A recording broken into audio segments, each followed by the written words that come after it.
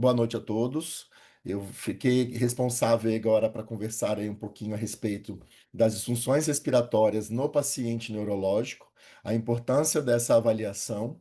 Então, antes da gente falar o porquê dessa palestra também, deixa eu só me apresentar para vocês. Eu me chamo Alberto, sou fisioterapeuta, já me formei também aí há um bom tempo, em 2006, no Centro Universitário Vila Velha, no Espírito Santo, e vim para São Paulo para fazer o aprimoramento e a especialização de fisioterapia cardiorrespiratória, ali no INCO, e desde então fiquei em São Paulo e comecei a atuar em alguns hospitais, como o da Beneficência Portuguesa, Evaldo Foz, o Samaritano, e desde então sempre tive envolvido com essa parte de docência, de ensino, com a Fisiocursos, e atualmente já tem aí 2 anos, vai fazer 2 anos, que eu sou diretor executivo do Instituto Beta de Ensino e Saúde e acabo aí lecionando, sou professor dos cursos de pós-graduação e de cursos de extensão, onde envolve essa parte, tanto da terapia respiratória, reabilitação cardiopulmonar e da parte da terapia intensiva. Um dos diferenciais que a gente acaba tendo hoje em dia, a gente tem na pós, é justamente essa importância de levar essa parte da avaliação e da terapia respiratória para os pacientes neurológicos. Não só da parte neurológica, mas o paciente idoso. Então a gente percebe quando a gente conversa com os alunos ou quando eu vou ministrar alguns cursos, essa necessidade de profissionais que atuam na neurofuncional, na neuropediatria, mas que acaba focado muito na disfunção ali, do movimento, das funções, e acaba não tendo um pouco de embasamento ou de importância em relação à parte da terapia respiratória. E às vezes muitos pacientes acabam retardando o seu processo de reabilitação, às vezes por uma possível internação devido a alguma complicação respiratória que aquele paciente apresentou e que às vezes acaba não sendo avaliado, não sendo direcionado também o tratamento para ele devido a uma disfunção respiratória, uma alteração que ele vai apresentar. Então, isso cada vez mais está sendo procurado pelos profissionais da fisioterapia neurofuncional, o que me deixa muito feliz, porque a gente sabe que acaba sendo esse conjunto. Então, já cheguei a dar treinamento aí para profissionais e para clínicas, justamente com esse foco. Olha, a gente faz a neurofuncional, mas a gente percebe às vezes que essa parte respiratória é importante focar. Alguns pacientes acabam retardando esse processo de reabilitação por conta dessas disfunções respiratórias. Uma coisa que eu quero deixar bem claro antes de começar a palestra é para a gente entender o seguinte: nós não atendemos, nós não tratamos a CID. Nós não tratamos ali do diagnóstico clínico que o paciente tem, e sim a disfunção que aquela doença vai apresentar.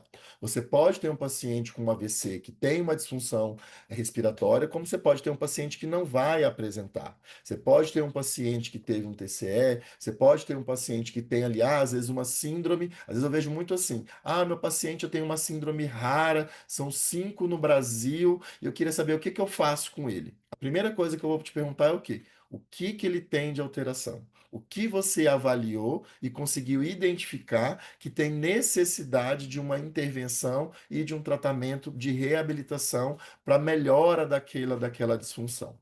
Então, quando se trata do paciente neurológico, é extremamente importante a gente ter alguns conceitos de fisiologia respiratória para entender que tudo está relacionado a músculo, a disfunção muscular, principalmente nesses pacientes. Ok? Então, claro, a gente vai observar que existem outros processos que envolvem essa ventilação, que nada mais é do que a definição de ventilação pulmonar é essa entrada e a saída de ar de dentro dos pulmões. Então, para a gente ter essa entrada e a saída de ar de dentro dos pulmões, a gente precisa justamente ter o quê? Força muscular inspiratória. O grupamento muscular, os músculos inspiratórios, diafragma, escalenos, esternocleidomastoide, peitoral maior, peitoral menor, tanto aí serrátil, tanto o grupamento da musculatura diafragma, da musculatura principal, como da acessória também. Por quê?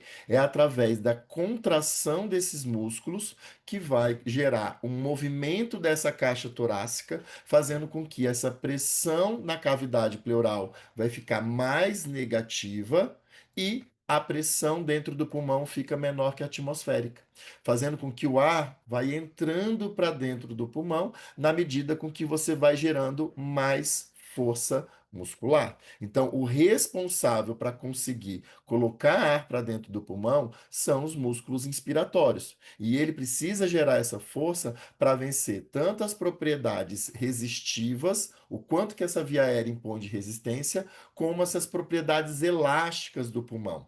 Às vezes você pode ter um paciente com um pulmão muito duro ou com uma doença pulmonar, uma pneumonia, uma característica onde o pulmão ele tem uma dificuldade para expansão. Então esse paciente vai precisar ter mais força. Ok? Então, isso é importante a gente entender e na medida com que ele relaxa essa musculatura, você tem o recolhimento dessa caixa torácica, o retorno desse movimento, fazendo com que o relaxamento dessa musculatura inspiratória, fazendo com que a pressão dentro do pulmão fica maior que a atmosférica e você tem a saída de ar para dentro do pulmão.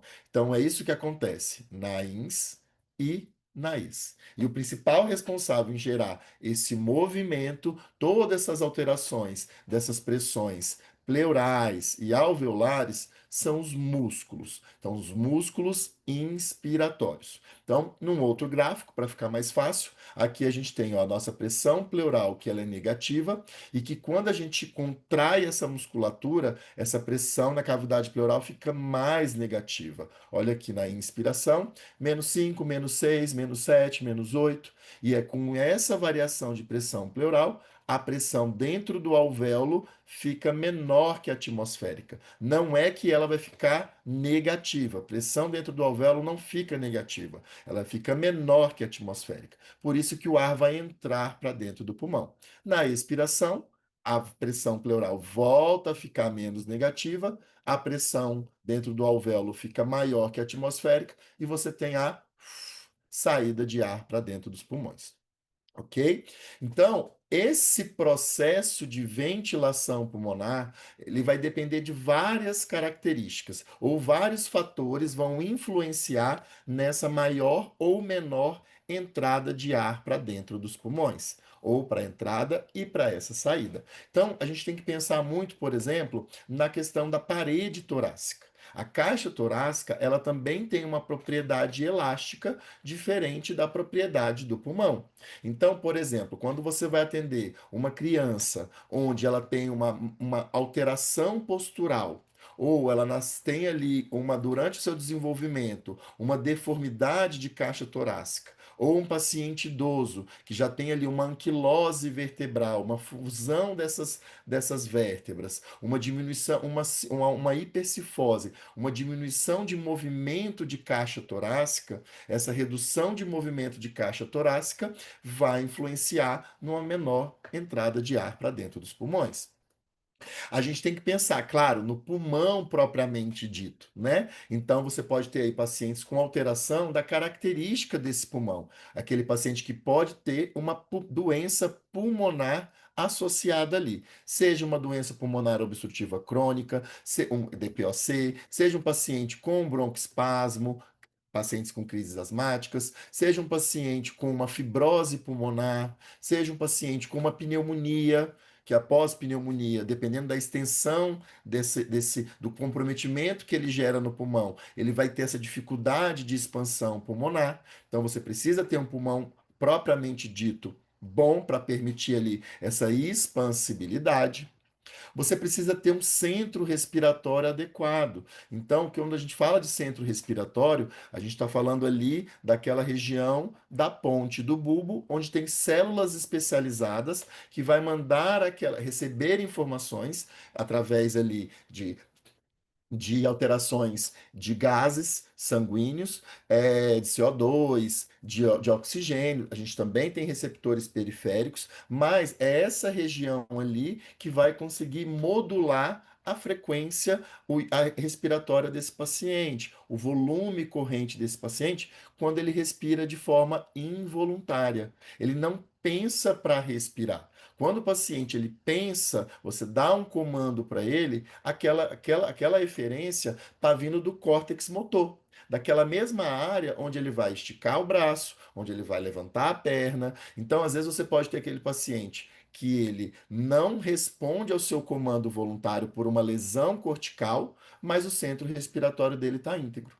Como se você identifica que ele já apresenta uma alteração nessa região do centro respiratório, onde ele não consegue ter ali, manter a sua ventilação de forma adequada, é o momento que ele vai precisar ter o quê? Entrar com um assistente, um suporte para aquela ventilação. Como, por exemplo, o paciente com uma esclerose lateral amiotrófica. Quando aquela esclerose lateral amiotrófica, aquela doença, já compromete esta região aqui, ele vai apresentar algumas características que vai nos mostrar que ele não consegue mais ter aquele controle da respiração de forma involuntária. Então ele precisa de um suporte ventilatório não mecânico, que nesse caso vai ter que ser invasivo.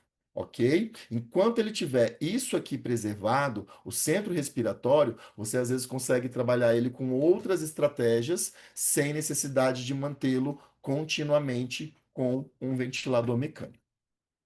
A gente precisa de nervos e junções neuromusculares boas para permitir essa condução nervosa. Como, por exemplo, quando a gente tem ali aquele paciente com síndrome de Guillain-Barré. O que, que é essa síndrome? Não é aquela desmielinização da bainha de mielina, fazendo com que aquele impulso elétrico, aquele impulso nervoso para o estímulo para a musculatura contrair, vai estar reduzido. Então, esse paciente vai ter uma disfunção muscular, uma fraqueza dessa musculatura que vai impossibilitar ele negativar aquela pressão pleural, variar aquelas pressões para ter um bom volume pulmonar. Isso nós estamos falando da musculatura inspiratória. Mas a gente tem o grupo muscular expiratório, que é aquela musculatura responsável ali para fazer uma boa tosse, que é aquela musculatura, o reto do abdômen, o transverso, o oblíquo, que é responsável para fazer uma boa tosse, um bom pico de fluxo de tosse, um bom fluxo expiratório para evitar com que aquela via aérea tenha presença de mucos, de secreção, aumentando riscos de processos infecciosos. A gente tem que pensar que a região da laringe, ela também envolve músculos. Então, se esse paciente começa a apresentar uma alteração nessa musculatura ali, então você acaba tendo que esse paciente pode apresentar quadros de disfagias, aumentando riscos de broncoaspiração e quadros pulmonares. Então, que acaba muito que a fono trabalha muito mais com essa avaliação dessa musculatura e a gente acaba ficando mais responsável com essa parte da musculatura ins e ex, que vai interferir principalmente quando a gente fala da via aérea do trato respiratório inferior, parte de ventilação, de terapia para reexpansão, para mobilização da secreção. E a gente também tem os próprios músculos respiratórios, que eles também precisam ter o estímulo, permitir um bom movimento, para que, ó, justamente ter um bom movimento de caixa torácica, para permitir ali uma boa ventilação, ok? Então, aqui só uma outra foto para mostrar para vocês. Aqui o nervo frênico, então ele vem ali do plexo cervical, inervando ali uma hemicúpula diafragmática e a outra hemicúpula diafragmática.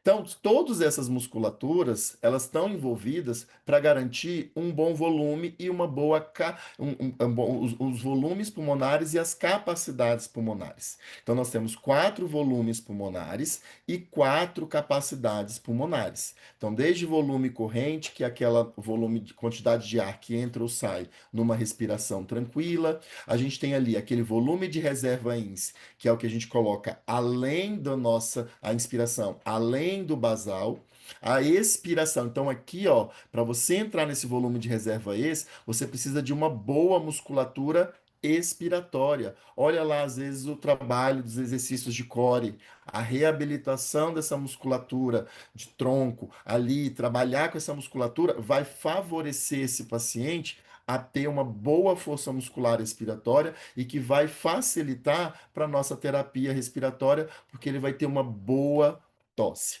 Então, se a gente observar, para a gente garantir bons volumes e boas capacidades pulmonares, se faz necessário a gente ter o quê? Uma condição muscular, pulmonar, central, tudo bem íntegro.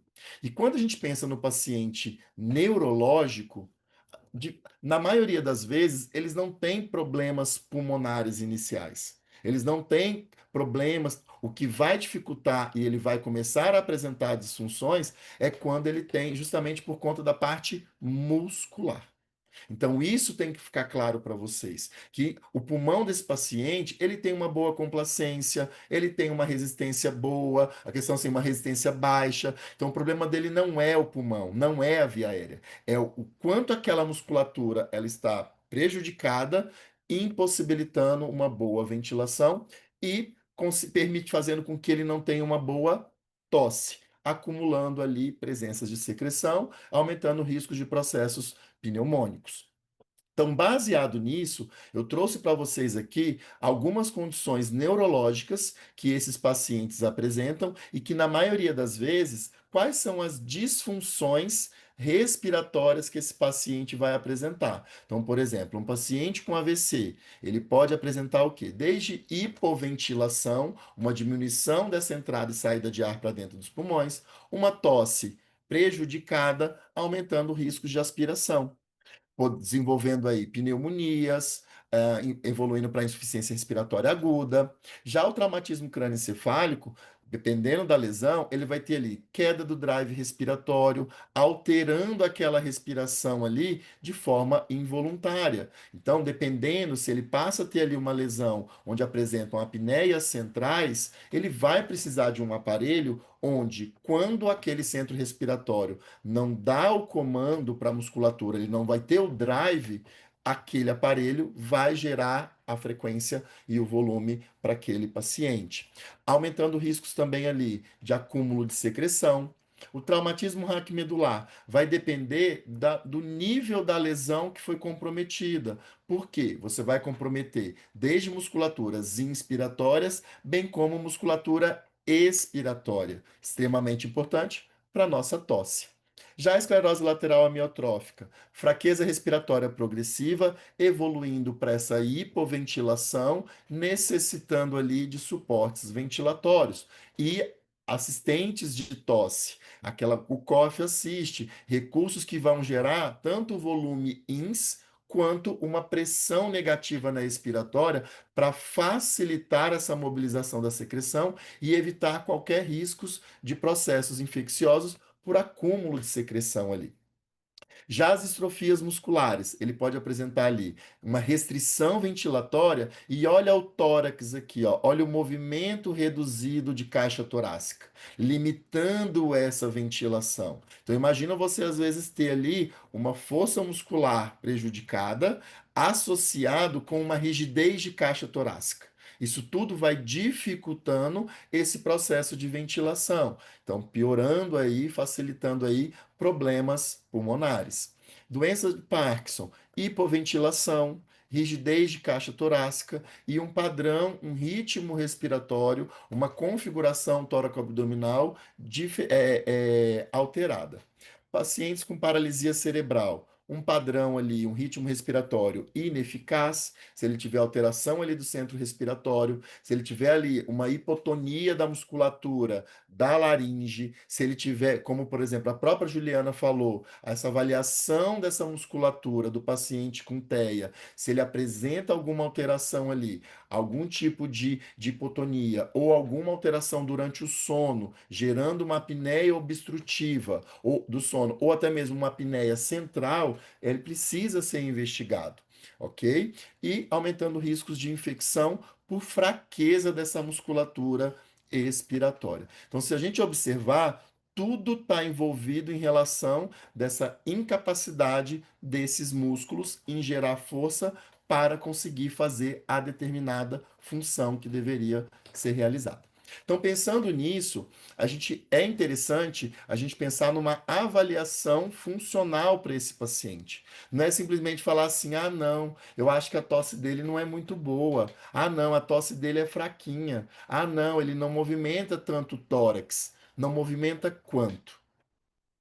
Qual que é aquele valor? Aquele valor ele está diminuindo? você consegue manter aquele valor ou você consegue aumentar com a reabilitação? Porque às vezes, dependendo da doença que esse paciente tem, é importante você avaliar a progressão daquela doença, até mesmo para entender, olha, a partir desse momento, quando ele tiver uma piora dessa avaliação, é necessário entrar com outros tipos de terapia e de suportes para garantir a função da respiração e da tosse e por aí vai.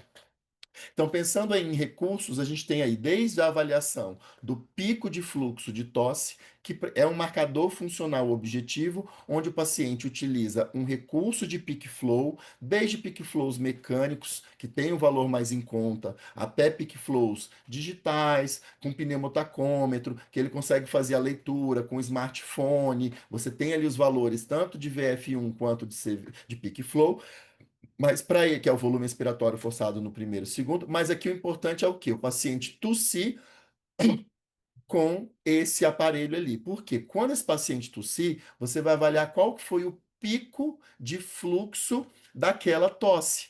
Porque o paciente que apresenta um pico de fluxo de tosse abaixo de 270 litros por minuto, aquela tosse já passa a ser o quê? Ineficaz.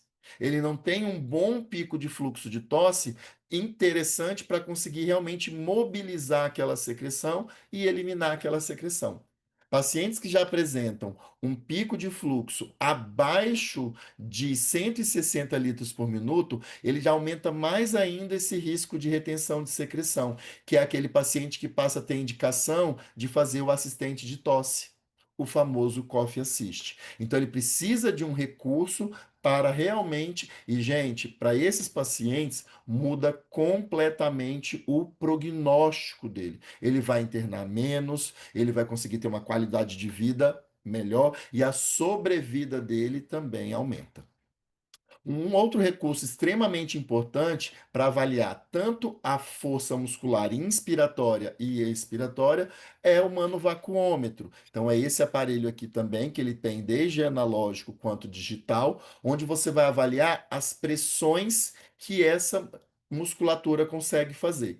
Tanto a pressão inspiratória, chamada de PI max, quanto a pressão expiratória, que é a PE max. Então, o paciente ele vai respirar normalmente nesse aparelho e você vai solicitar inspirações e expirações máximas. Então, quando você vai avaliar a PI max, você pede para ele soltar todo o ar e a partir dali você vai ocluir o orifício. Então, ele vai fazer a manobra sem o fluxo passando nesse aparelho. Então, ele vai gerar aquela força muscular inspiratória, ou contrair todo aquele grupamento muscular inspiratório e você vai avaliar quanto que ele atingiu de pressão inspiratória máxima, o quanto ele conseguiu gerar esse valor negativo, porque é o quanto que essa musculatura inspiratória gera de força para negativar a pressão pleural.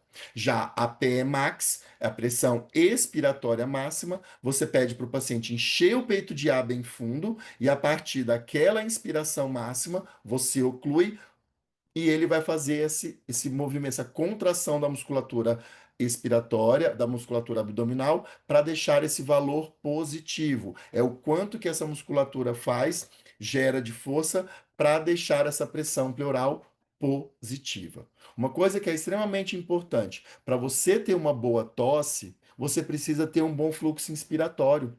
Se a gente pegar aqui e tossir a partir desse momento, assim, nesse volume pulmonar, ó, é diferente quando eu faço isso, ó. Eu gerei mais volume pulmonar. Então, quando eu tenho mais volume inspiratório, automaticamente a minha tosse, o meu fluxo expiratório vai ser maior. Então, não tem uma boa expiração se antes você não tem o quê? Um bom volume pulmonar. Então, você precisa de uma boa musculatura ins para gerar esse volume e uma boa musculatura ex para poder tossir, ok? Então, pensando em indicadores, você pode ter aí. Esses valores eles vão variar de acordo com a idade e com o sexo. Mas, de uma maneira geral, pacientes que apresentam aí, pacientes adultos, Pmax acima, o normal é acima de menos 80 e em mulheres acima de menos 70. Já pacientes que apresentam uma PI max abaixo de 60 na manovacometria, ele já tem uma fraqueza, já é identificado uma fraqueza da musculatura inspiratória e tem indicação de fazer um treinamento.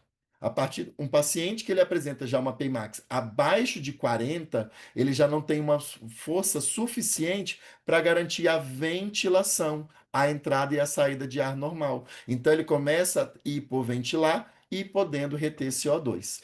Já a PE max, os valores para homens mais que 100 e para mulheres mais que 90. Se ele apresentar uma PI, a PE, quer dizer, PE max, abaixo de 80, já é uma fraqueza expiratória, e o paciente que apresenta uma PE max abaixo de 60, ele já apresenta uma tosse ineficaz, que quando você associa esse valor e vai fazer o pico de fluxo de tosse, ele também vai ter aquele valor abaixo de 200 litros por minuto. Então vocês observam que são ferramentas, indicadores diferentes, mas eles se complementam justamente para justificar essa disfunção muscular. Já a ventilometria, então, através do ventilômetro, que é esse aparelho que consegue fazer a leitura da capacidade vital lenta, o quanto que esse paciente consegue fazer de volume de uma ins máxima para uma expiração máxima. A gente também consegue avaliar o volume corrente desse paciente para identificar uma hipoventilação. Esse recurso ele é interessante porque você pode fazer ele no paciente que não é colaborativo, que ele não coopera, então dá para fazer, bem como o manovacuômetro também dá para fazer no paciente que não coopera, através de válvulas unidirecionais, que permite essa leitura ali, tá bom? Já tem exames como, por exemplo, a espirometria, obrigatoriamente precisa da colaboração do paciente. Então, se o seu paciente não colabora, aí você já não vai conseguir fazer a espirometria porque passa a ser uma limitação do paciente, ok? Então, tem certas avaliações, tem certos recursos que você não consegue fazer pela limitação do paciente. Então, paciente que apresenta essa capacidade vital lenta abaixo de 60% já é indicativo, ó, de risco de falência respiratória iminente. E já uma capacidade vital lenta abaixo de 1 litro pode justificar início de ventilação não invasiva. É aqui, ó, que vocês vão indicar, olha, esse paciente já é interessante entrar com a ventilação não invasiva, dar esse suporte ventilatório, mesmo ele não apresentando sintomas graves. Então, pensando ali, o valor sugerido de uma função respiratória preservada é esse valor de capacidade vital acima de 2,5. Um declínio funcional, uma redução, você vai observando essa queda desse valor por conta dessa fraqueza da musculatura inspiratória e, e expiratória também, uma redução, então, quando vai abaixo de 2 litros. E abaixo de 1 litro, já tem risco elevado de insuficiência respiratória, indicando aí a utilização de suporte ventilatório.